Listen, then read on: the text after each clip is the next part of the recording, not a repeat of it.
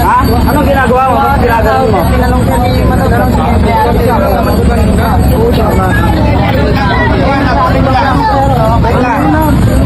Ganito kasi ito. Ayan, si Diwata, oh. Ito pasahod ako, nakapila yung tao. Pumila to, ay nagulat ako kasi hindi ko siya kilala. Hindi ka nagpapitulakan dalang ko. Tinanong kita kuya kung naka-duty ka kasi akala ko, yung mga tao ko, may pinasok. Oh, wala kang dala. Kumingi ka sa sahod. Kaya tinanong kita kung naka-duty ka. Hindi ka nagsabi ko, gusto ka kuya. Ngayon, kaya nung nahalata siya na na kumukuha ng sahod, nakapila din. Tinanong ko sa mga tao kasi duda ako, sabi ko sahod ka rin ba?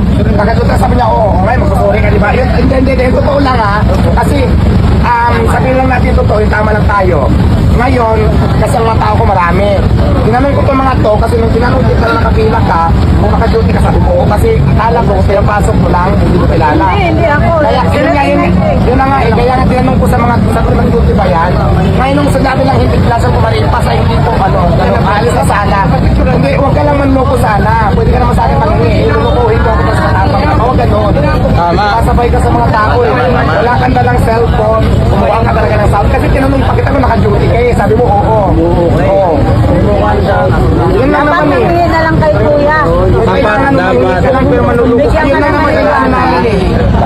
Lahat ng mga kulakain doon, binibigyan namin po.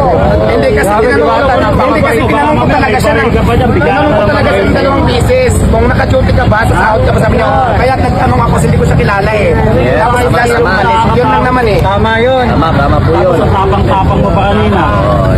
Ayun lang naman, tanda mo na lang yung mukha na token, baka mamaya, kasi ang daming nawawala rito, di ba, mga helmet, kung ano-ano.